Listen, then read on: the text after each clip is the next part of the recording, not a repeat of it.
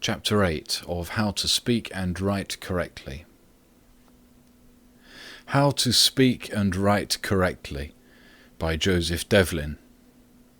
Chapter 8 Pitfalls to Avoid. Common Stumbling Blocks, Peculiar Constructions, and Misused Forms. Attraction. Very often the verb is separated from its real nominative or subject by several intervening words, and in such cases one is liable to make the verb agree with the subject nearest to it. Here are a few examples, showing that the leading writers now and then take a tumble into this pitfall. Quote, "The partition which the two ministers made of the powers of government were singularly happy." Unquote. Macaulay. Were should be was to agree with its subject partition. Quote, "One at least of the qualities which fit it for training ordinary men unfit it for training an extraordinary man." Unquote. Bagahot. Unfit should be unfits to agree with the subject one. Quote, "The Tibetans have engaged to exclude from their country those dangerous influences whose appearance were the chief cause of our action." Unquote. The Times. Were should be was to agree with appearance. Quote, "An immense amount of confusion and indifference prevail in these days." Unquote. The Telegraph. Prevail should be prevails to agree with amount. Ellipsis. Errors in ellipsis occur chiefly with prepositions. His objection and condoning of the boy's course seemed, to say the least, paradoxical. The preposition to should come after objection. Many men of brilliant parts are crushed by force of circumstances, and their genius forever lost to the world. Some maintain that the missing verb after genius is are, but such is ungrammatical. In such cases the right verb should be always expressed as "their genius is forever lost to the world." The split infinitive. Even the best speakers and writers are in the habit of placing a modifying word or words between the to and the remaining part of the infinitive. It is possible that such will come to be looked upon in time as the proper form, but at present the splitting of the infinitive is decidedly wrong. He was scarcely able to even talk. She commenced to rapidly walk around the room. To have really loved is better than not to have at all loved. In these constructions it is much better not to split the infinitive. In everyday speech, the best speakers sin against this observance. In New York City there is a certain magistrate, a member of the 400, who prides himself on his diction in language. He tells this story. A prisoner, a faded, battered specimen of mankind, on whose haggard face, deeply lined with the marks of dissipation, there still lingered faint reminders of better days long past, stood dejected before the judge. "Where are you from?" asked the magistrate. "From Boston," answered the accused. "Indeed," said the judge, "indeed yours is a sad case. And yet you don't seem to thoroughly realize how low you have sunk." The man stared as if struck. "Your honour does me an injustice," he said bitterly.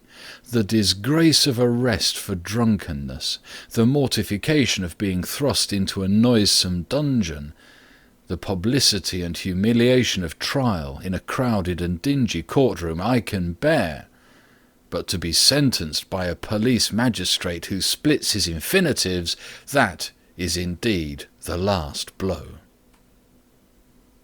1. The indefinite adjective pronoun one, when put in place of a personal substantive, is liable to raise confusion. When a sentence or expression is begun with the impersonal one, the word must be used throughout in all references to the subject. Thus, one must mind one's own business if one wishes to succeed. It may seem prolix and awkward, nevertheless it is the proper form. You must not say, one must mind his business if he wishes to succeed, for the subject is impersonal, and therefore cannot exclusively take the masculine pronoun. With anyone, it is different. You may say, if anyone sins, he should acknowledge it. Let him not try to hide it by another sin. Only. This is a word that is a pitfall to the most of us, whether learned or unlearned. Probably it is the most indiscriminately used word in the language. From the different positions it is made to occupy in a sentence, it can relatively change the meaning. For instance, in the sentence, I only struck him that time, the meaning to be inferred is that the only thing I did to him was to strike him, not kick or otherwise abuse him. But if the only is shifted, so as to make the sentence read, I struck him only that time, the meaning conveyed is that only on that occasion and at no other time did I strike him.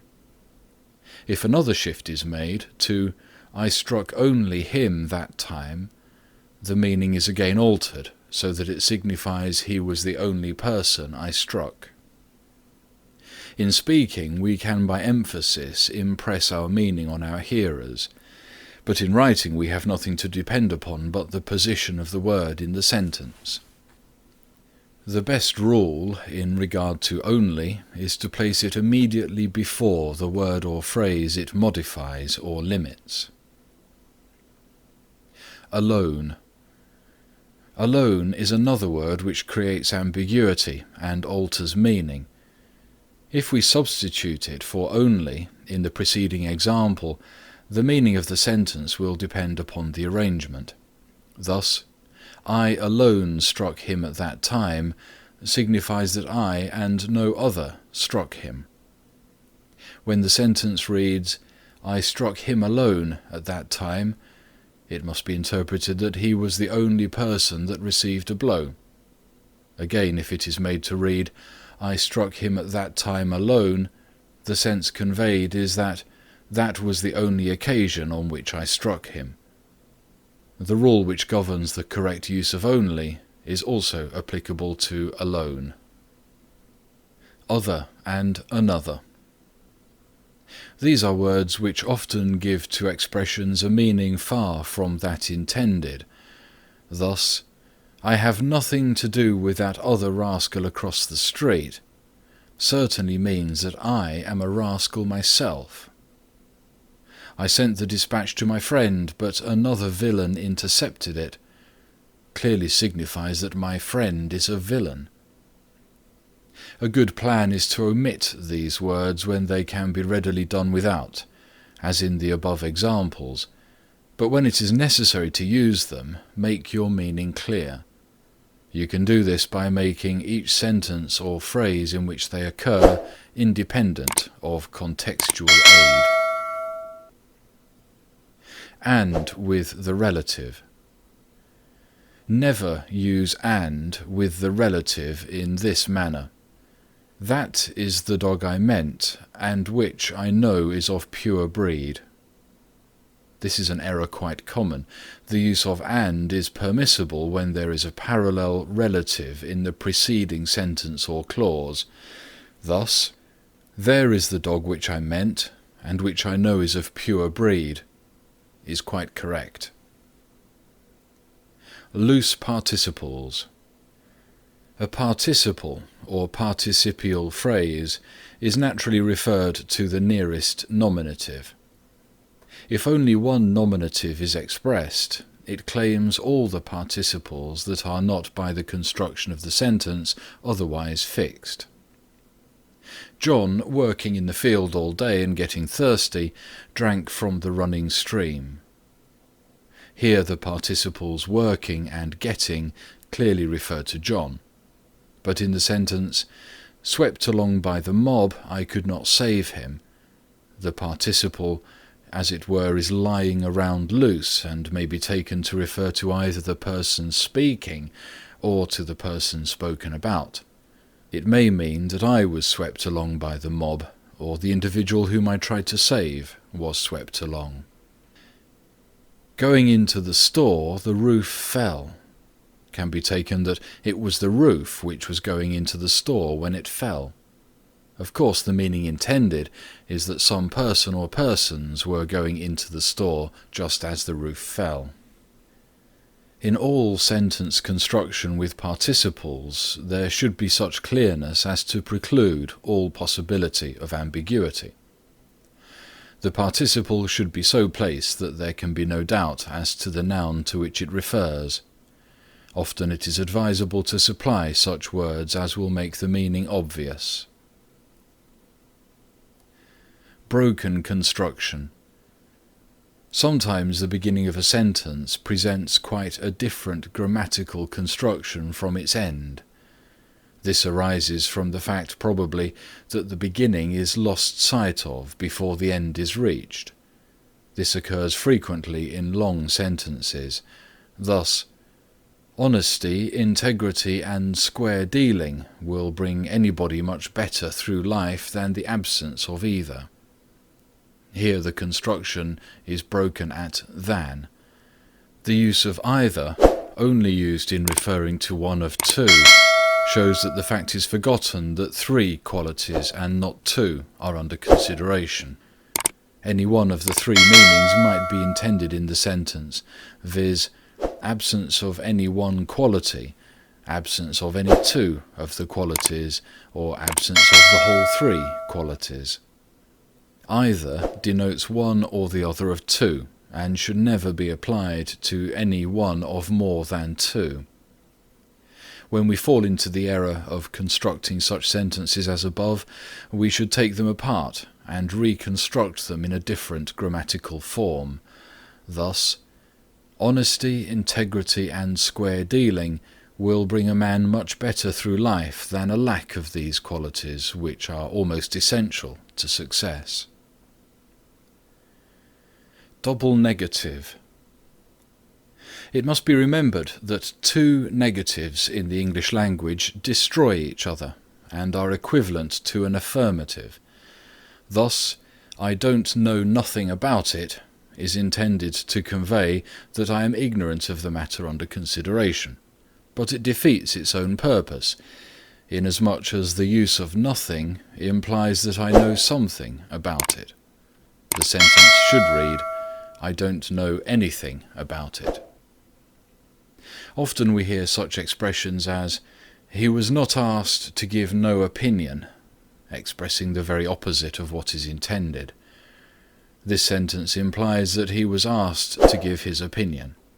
The double negative, therefore, should be carefully avoided, for it is insidious and is liable to slip in, and the writer remain unconscious of its presence until the eye of the critic detects it. First personal pronoun. The use of the first personal pronoun should be avoided as much as possible in composition. Don't introduce it by way of apology, and never use such expressions as, in my opinion, as far as I can see, it appears to me, I believe, etc. In what you write, the whole composition is expressive of your views, since you are the author. Therefore, there is no necessity for you to accentuate or emphasize yourself at certain portions of it. Moreover, the big I's savour of egotism. Steer clear of them as far as you can. The only place where the first person is permissible is in passages where you are stating a view that is not generally held and which is likely to meet with opposition.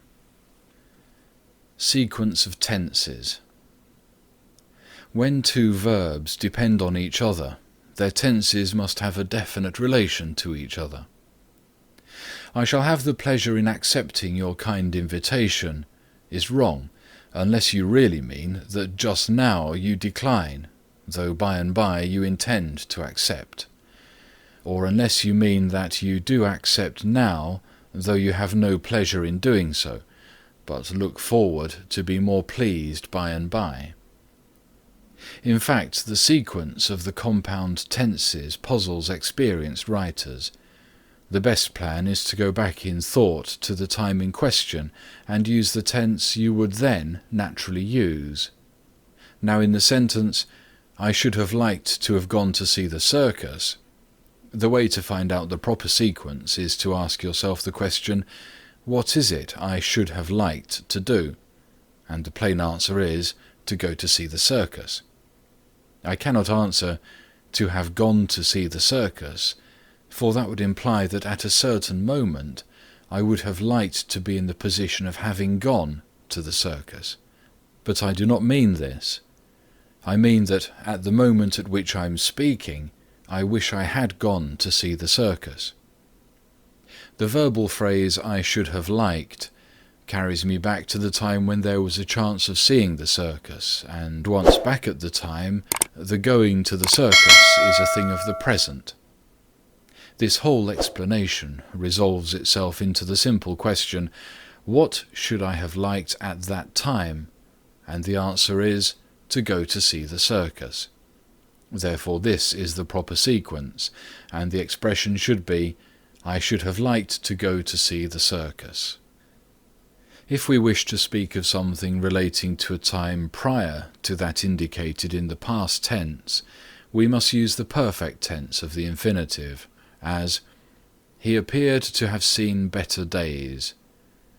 We should say, I expected to meet him, not I expected to have met him. We intended to visit you, not to have visited you.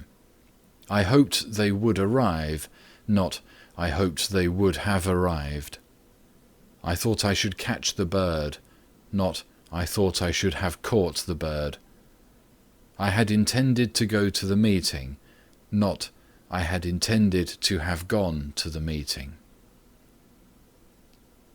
Between, among.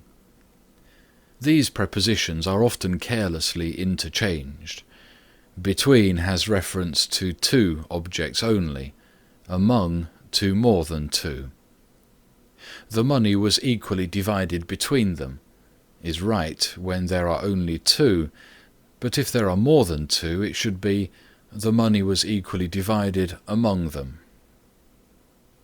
Less, fewer. Less refers to quantity, fewer to number. No man has less virtues should be no man has fewer virtues. The farmer had some oats and a fewer quantity of wheat should be the farmer had some oats and a less quantity of wheat. Further, farther. Further is commonly used to denote quantity, farther to denote distance. I have walked farther than you. I need no further supply are correct. Each other, one another. Each other refers to two, one another to more than two. Jones and Smith quarrelled, they struck each other is correct. Jones, Smith and Brown quarrelled, they struck one another is also correct. Don't say, the two boys teach one another, or the three girls love each other. Each, every, either, neither. These words are continually misapplied. Each can be applied to two or any higher number of objects to signify every one of the number independently. Every requires more than two to be spoken of and denotes all the persons or things taken separately. Either denotes one or the other of two, and should not be used to include both. Neither is the negative of either, denoting not the other and not the one, and relating to two persons or things considered separately. The following examples illustrate the correct usage of these words. Each man of the crew received a reward. Every man in the regiment displayed bravery. We can walk on either side of the street. Neither of the two is to blame. Neither nor. When two singular subjects are connected by neither nor, use a singular verb, as neither John nor James was there, not were there. None. Custom has sanctioned the use of this word both with the singular and plural, as none is so blind as he who will not see, and none are so blind as they who will not see. However, as it is a contraction of no one, it is better to use the singular verb. Rise, raise. These verbs are very often confounded. Rise is to move or pass upward in any manner, as to rise from bed, to increase in value, to improve in position or rank, as stocks rise, politicians rise, they have risen to honour. Raise is to lift up, to exalt, to enhance, as I raise the table, he raised his servant, the baker raised the price of bread. Lay, lie. The transitive verb lay and lay, the past tense of the neuter verb lie, are often confounded, though quite different in meaning. The neuter verb to lie, meaning to lie down or rest, cannot take the objective after it, except with a preposition. We can say, he lies on the ground, but we cannot say, he lies the ground, since the verb is neuter and intransitive, and as such cannot have a direct object. With lay, it is different. Lay is a transitive verb, therefore it takes a direct object after it, as I lay a wager, I laid the carpet, etc. Of a carpet or any inanimate subject we should say, it lies on the floor. A knife lies on the table, not lays. But of a person we say, he lays the knife on the table, not he lies. Lay being the past tense of the neuter to lie, down, we should say, he lay on the bed, and lain being its past participle, we must also say, he has lain on the bed. We can say, I lay myself down, he laid himself down, and such expressions. It is imperative to remember in using these verbs that to lay means to do something, and to lie means to be in a state of rest. Says I said. Says I is a vulgarism. Don't use it. I said is the correct form. In, into. Be careful to distinguish the meaning of these two little prepositions and don't interchange them. Don't say, he went in the room, nor my brother is into the navy. In denotes the place where a person or thing, whether at rest or in motion, is present, and into denotes entrance. He went into the room, my brother is in the navy, are correct. Eat, ate. Don't confound the two. Eat is present, ate is past. I eat the bread means that I am continuing the eating. I ate the bread means that the act of eating is past.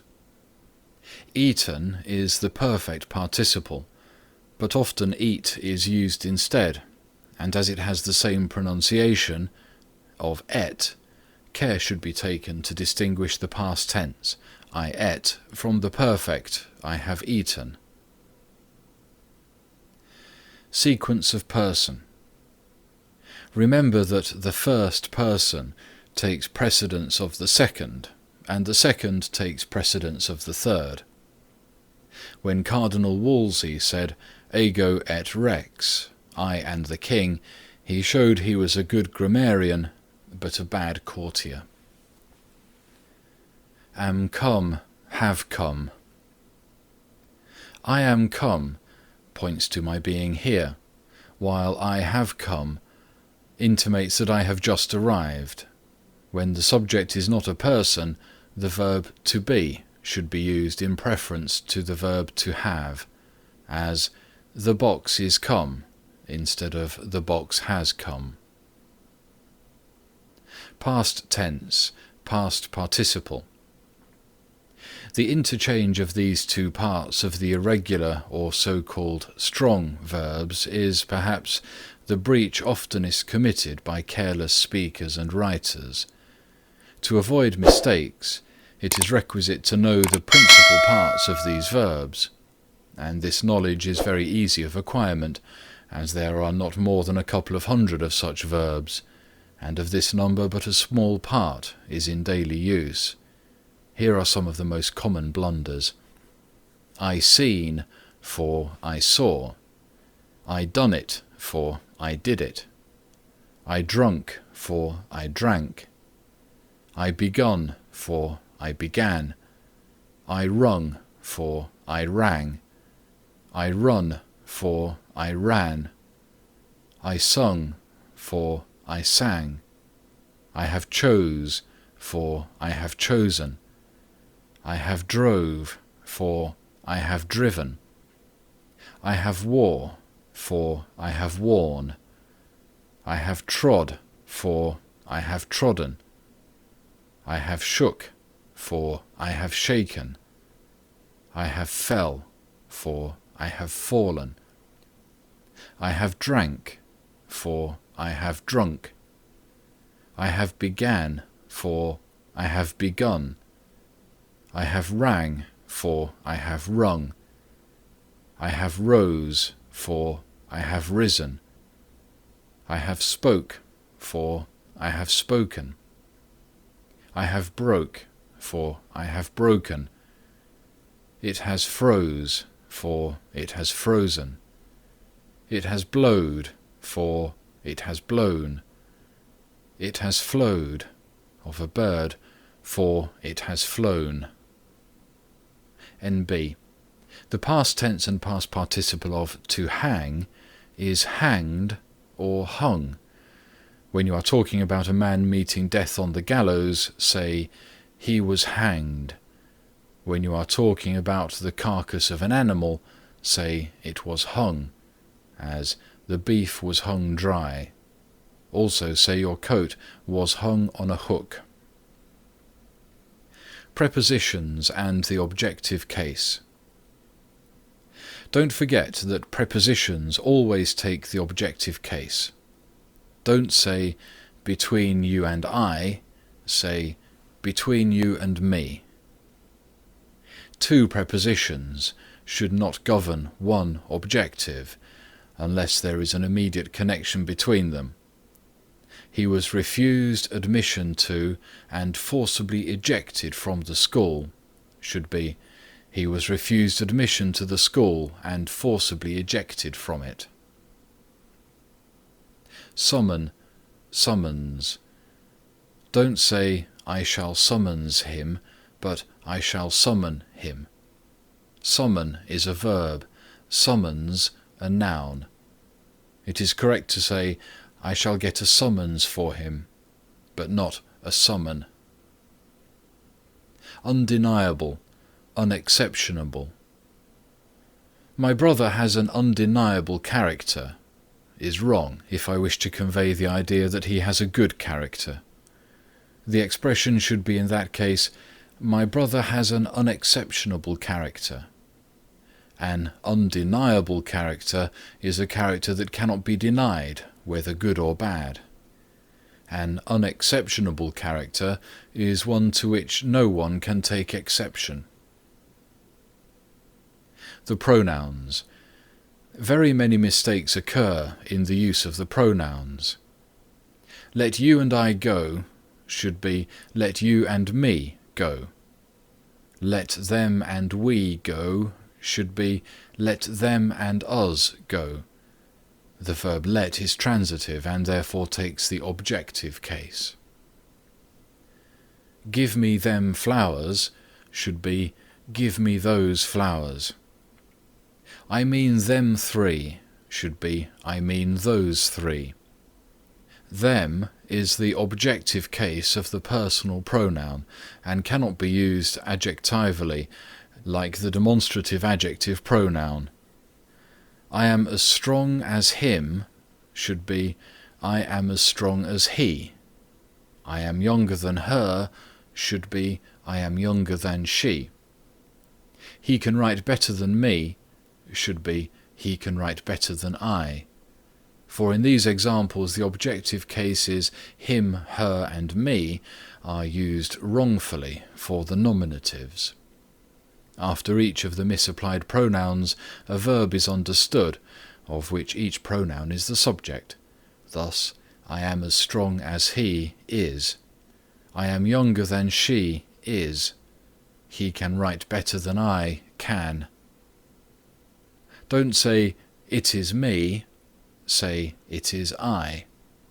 The verb to be, of which is a part, takes the same case after it that it has before it.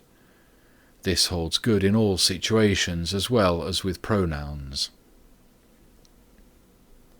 The verb to be also requires the pronouns joined to it to be in the same case as a pronoun asking a question. The nominative I requires the nominative who, and the objectives me, him, her, its, you and them require the objective whom. Whom do you think I am should be who do you think I am, and who do they suppose me to be should be whom do they suppose me to be.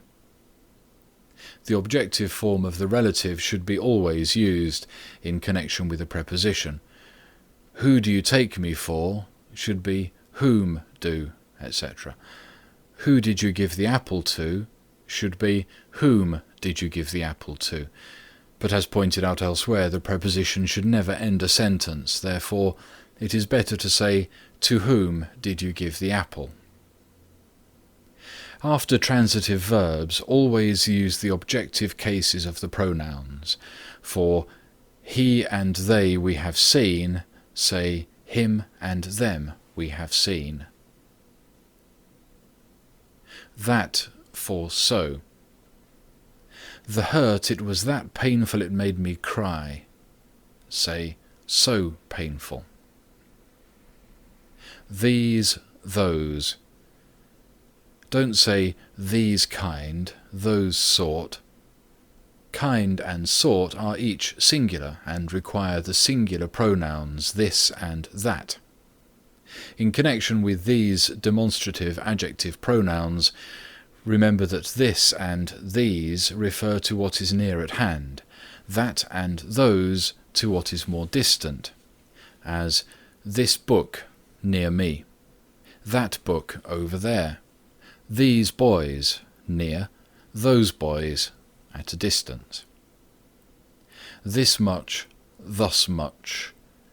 This much is certain should be thus much, or so much is certain. Flee, fly. These are two separate verbs and must not be interchanged. The principal parts of flee are flee, fled, fled. Those of fly are fly, flew, flown. To flee is generally used in the meaning of getting out of danger. To fly means to soar as a bird.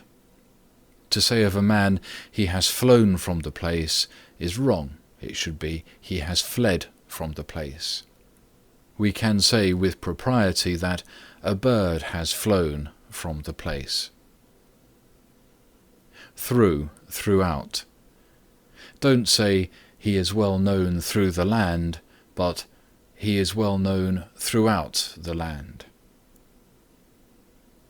Vocation and avocation. Don't mistake these two words so nearly alike. Vocation is the employment, business or profession one follows for a living. Avocation is some pursuit or occupation which diverts the person from such employment, business or profession.